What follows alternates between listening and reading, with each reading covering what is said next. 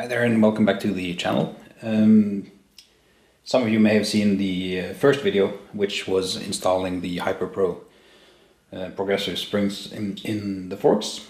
That also, of course, would entail that we install the Hyperpro spring for the rear shock.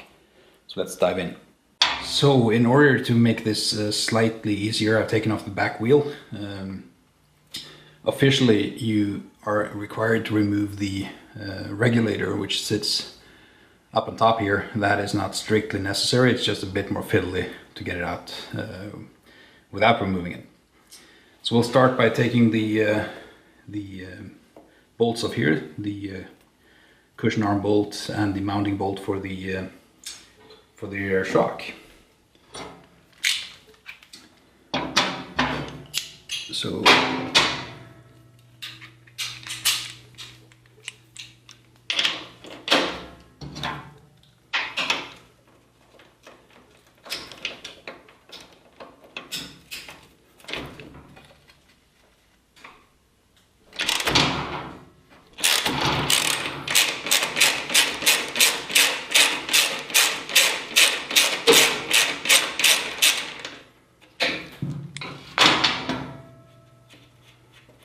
this is a 17mm nut, and there's a 14mm bolt on the other side.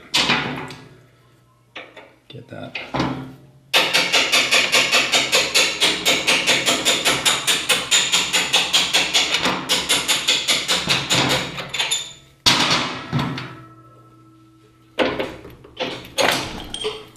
Like that. You can lower that and access the lower mounting bolt for the shock.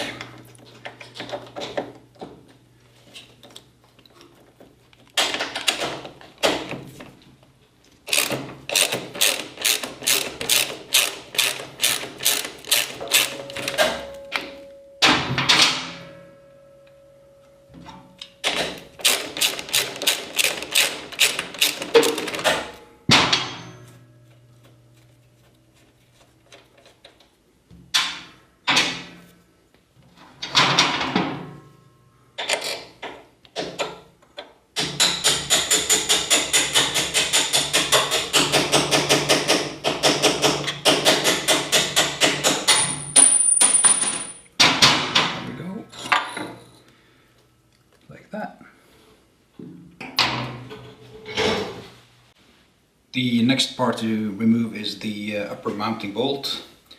I'll show you where it is. You can see in there. That's the nut on this side, a 17mm, and there's a 14mm bolt from the other side in the same hole. That's an issue with the way I've done it, because I have the crash bars from Outback Motortech installed, and they are blocking part of this hole on the other side, but there's a way around it. We'll figure it out. So lining up the nut there, I have an extension on the spanner on the other side.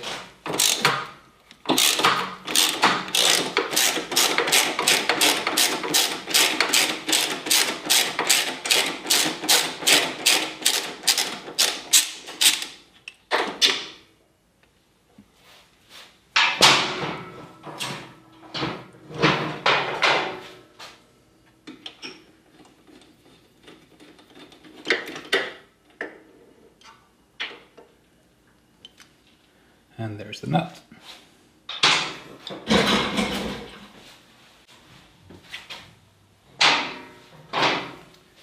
See if we get the bolt out. It's quite tight on the other side due to the crash bars. So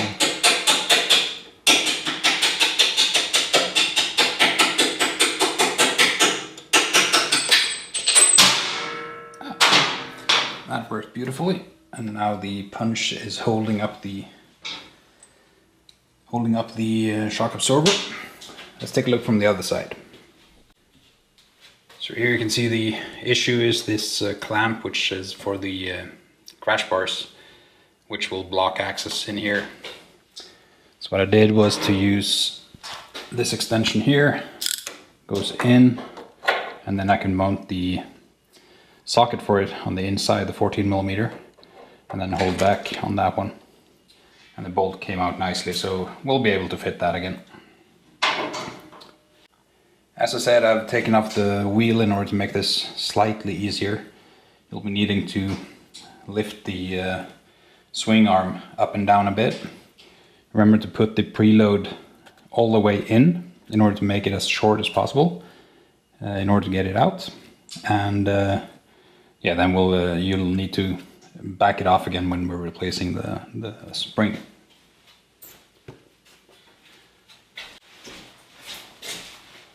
So now let's take the punch out, like that.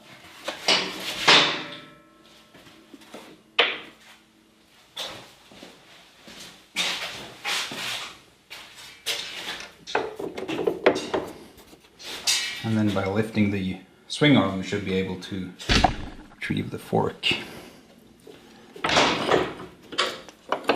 Like that. And then you have to twist it.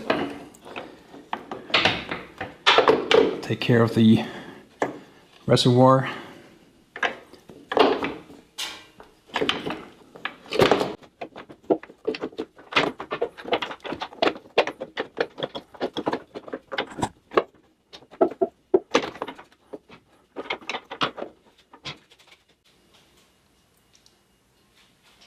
I can't for the life of me remember how I got it out the last time. But let's do it the shop manual way. Remove the rectifier in order to get some more room. It's fairly easy. Removing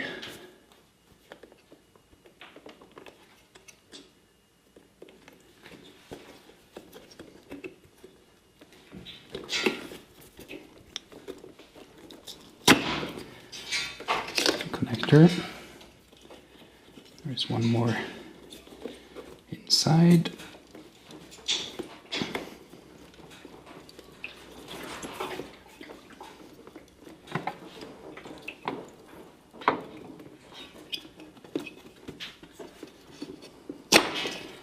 There we go.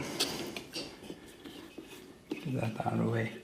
And there is one bolt here and one on the other side.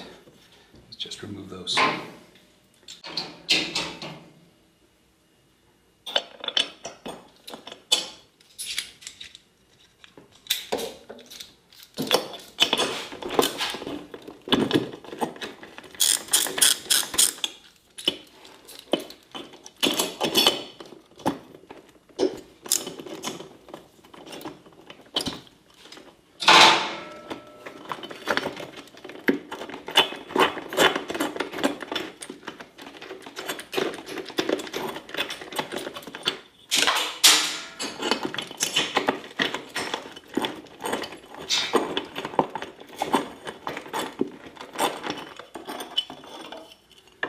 And that's the regulator out.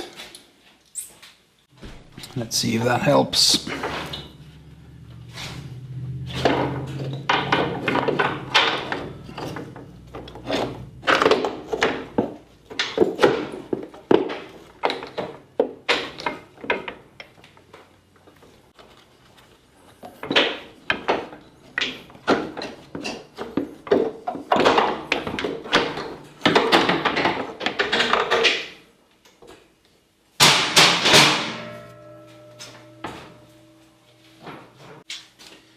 There we go.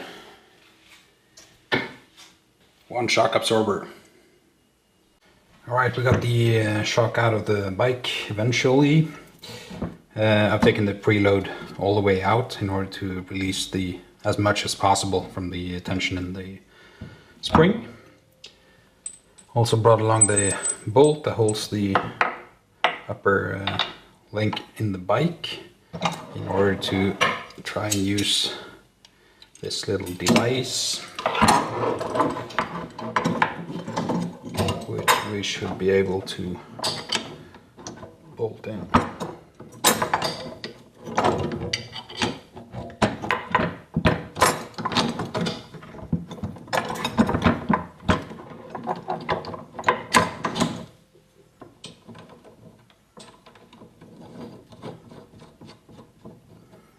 I've seen people do this with ratchet straps and stuff. That scares the living daylight out of me, so won't be doing that. What we will do is try to move the damper cushion down.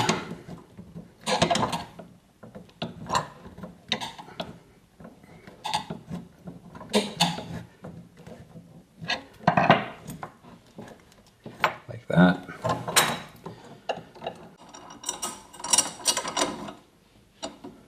It's a bit tight with the preload knob here, so I'm putting some stuff in between there and try and spare the material of the shock absorber.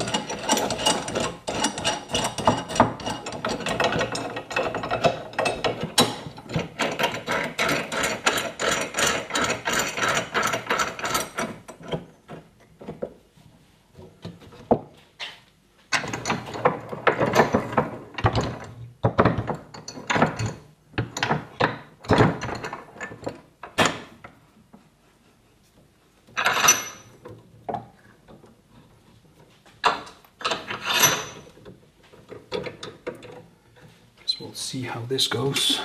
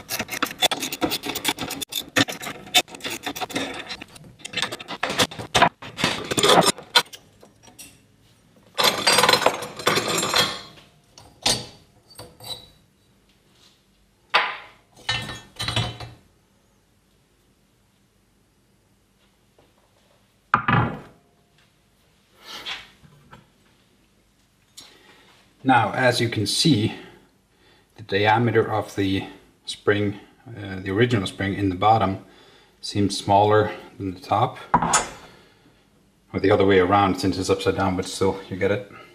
And that might answer something that actually puzzled me a bit. So the top here is 84.3. And the bottom is just under 80. So that makes sense because the manual for the Hyperpro says on the outside, it says the smaller diameter should be towards the HPA fork, which I assume must be the hydraulic preload adjuster thingy. But that means the tightest coils, the progressive side, will be towards the bottom, which is unusual for the Hyperpro. But it seems correct, so let's put it in.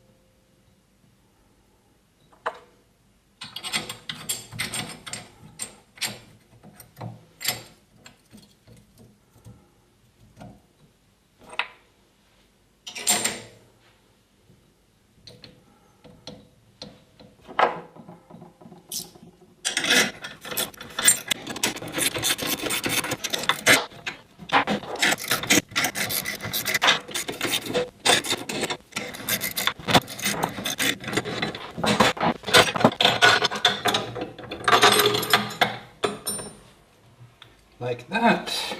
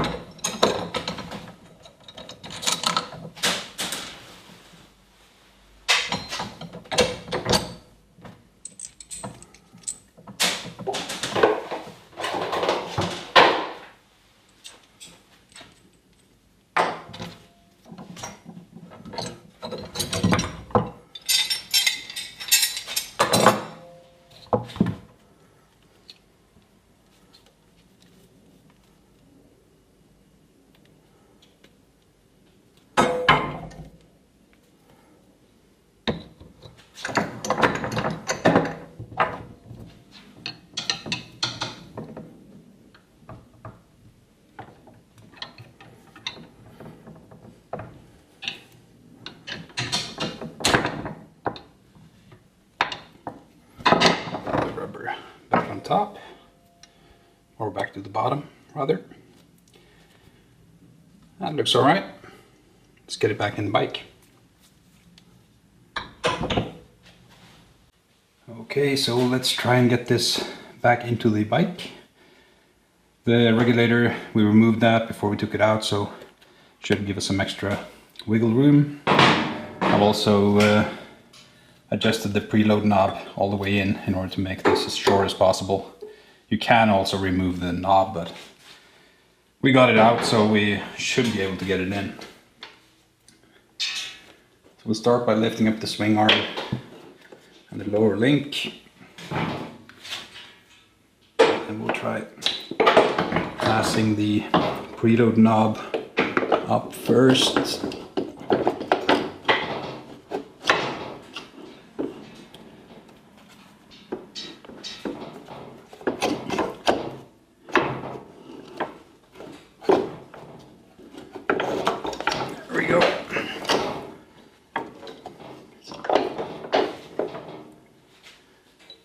That. And I've also taken the upper link bolt and just install that just at the edge. So when we get the top of the shock up there, we can put that in.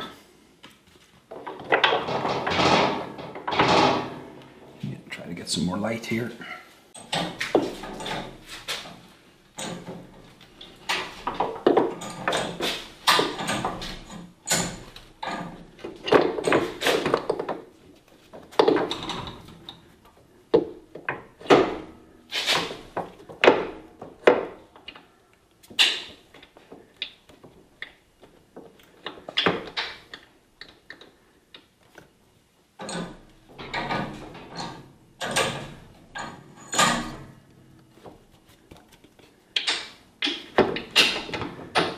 Go.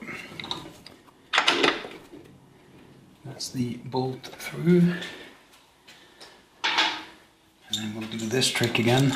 So just putting that in there, installing the socket on the other side, threading that up, and connecting the ratchet to hold that while we screw it in the nut from the other side.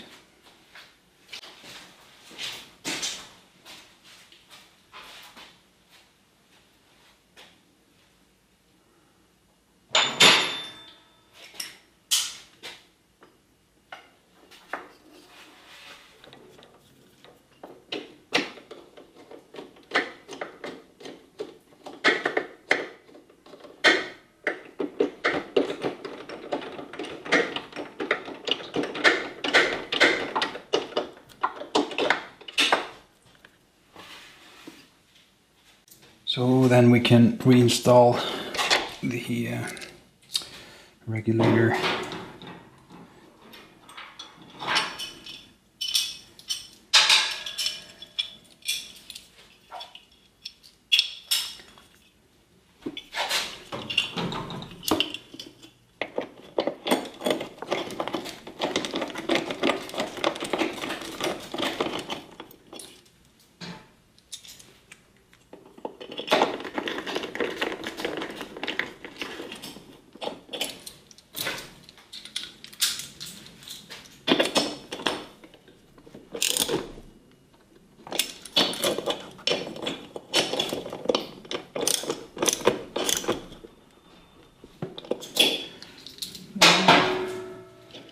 And get the connectors back on. Remember to feed the rubber protectors back onto the connectors.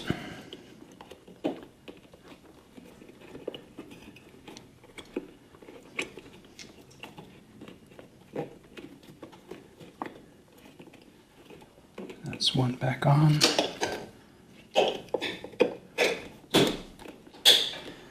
That's the second one with the rubber boot. Both of these are well protected. Let's get the link arm hooked up. So we'll start by doing the lower mounting bolt.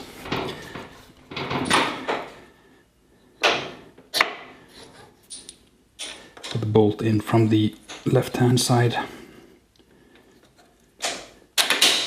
Like that.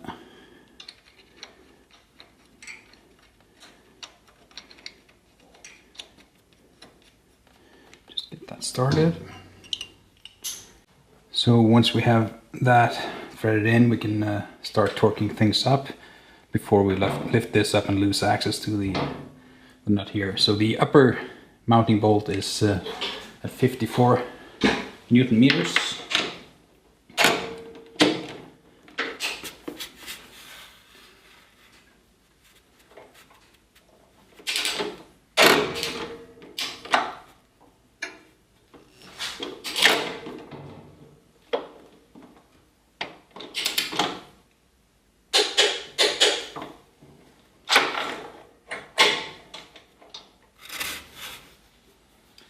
That. And then this one here is at 44 Newton meters. So we'll take that down. 44.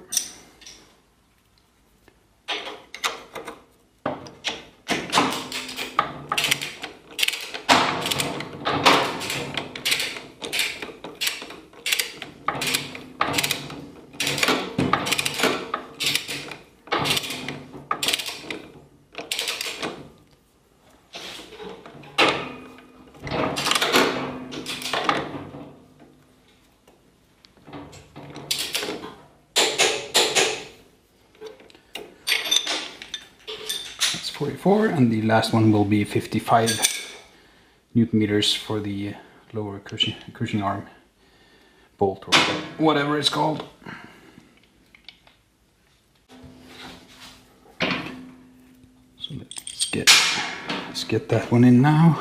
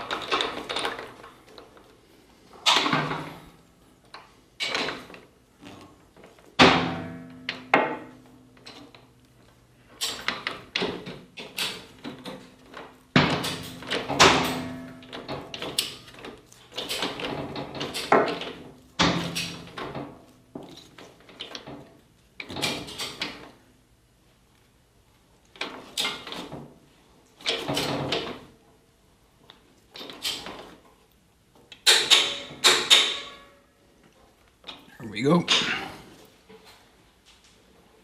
So that's the Hyperpro shock installed. Now it's just a matter of getting the rear wheel back in place and set the compression, the rebound and the preload according to Hyperpro specs for now, and then we'll see how that works.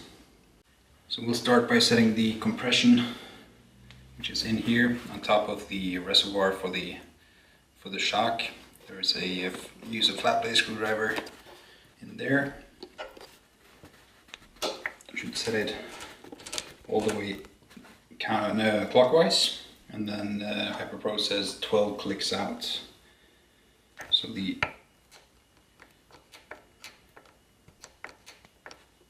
that's 1, 2, 3, 4, 5, 6, 7, 9, 10, 11, 12. We'll see how that goes. Next up is the rebound, which is found in here. Same procedure all the way in, and then half 1 and 1.25 turns out. It doesn't list clicks, but yeah, 1 1/4 of a turn out from maximum setting. Same with the preload, that's set to max now, and the spec is to put it 8 clicks out.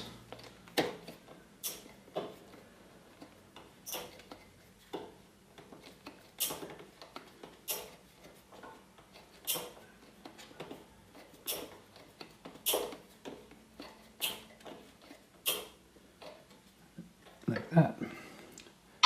And then let's try and maneuver this thing back out.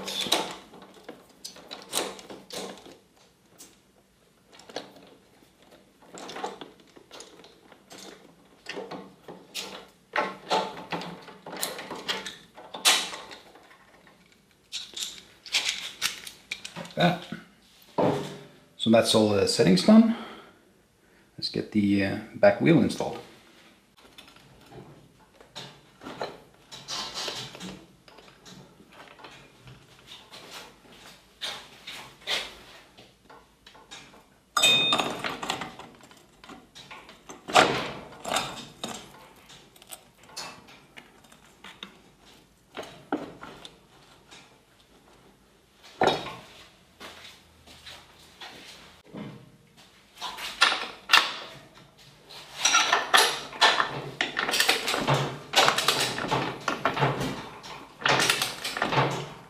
The rear wheel tightens up to 100 Newton. Like that.